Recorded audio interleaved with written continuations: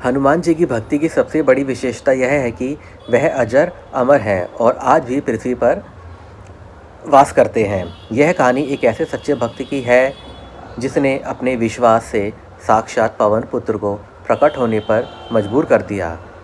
एक साधारण भक्त की असाधारण श्रद्धा। प्राचीन समय की बात है, एक छोटे से नगर में रामदास नाम का एक सीधा साधा व्यक्ति रहता था। वह ना तो बहुत बड़ा विद्वान था और ना ही उसे कोई कठिन मंत्र आते थे। उसे बस एक ही बात पता थी, जहाँ राम नाम है वहाँ हनुमान है। रामदास रोज हनुमान मंदिर की सीढ़ियाँ साफ करता और फटे पुराने पन्नों वाली एक रामायण पढ़ता।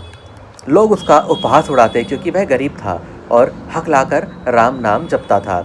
लेकिन रामदास की आंखों में हनुमान जी के लिए अटूट प्रेम था। एक बार उस नगर पर एक दुष्ट तांत्रिक का साया पड़ गया। उस तांत्रिक ने अपनी विद्या से नगर में महामारी फैला दी और घोषणा की, यदि उसे भारी धन नहीं दिया गया तो वह पूरे नगर को भस्म कर देगा। रामदास रामदास के पास कुछ नहीं था, लेकिन उसने मंदिर में जाकर हनुमान जी की प्रतिमा के सामने बैठकर कहा, प्रभु, मैं तो बहुत छोटा हूँ पर आप तो संकट मोचन हैं, क्या आप अपने भक्तों को इस संकट में छोड़ देंगे? रामदास ने संकल्प लिया, जब तक संकट दूर नहीं होता वह वही बैठकर हनुमान चालीसा का लगातार पाठ करता रहेगा। अगले दिन तांत्रिक मंदिर में आया और रामदास को देखकर हंसने लगा। उसने अपनी शक्तियों से मंदिर में आग लगाने की कोशिश की, लेकिन देखते ही देखते चारों तरफ धुआं फैल गया। रामदास डरा नहीं, उसने आंखें बंद की और पूरी शक्ति से चिल्लाया, जय श्री राम, जय हनुमान। तभी एक जोरदार गर्जना हुई, मंदिर की छत जैसे कांप उठी। अचानक कहीं से एक विशालकाय वानर वहां प्रकट हुआ।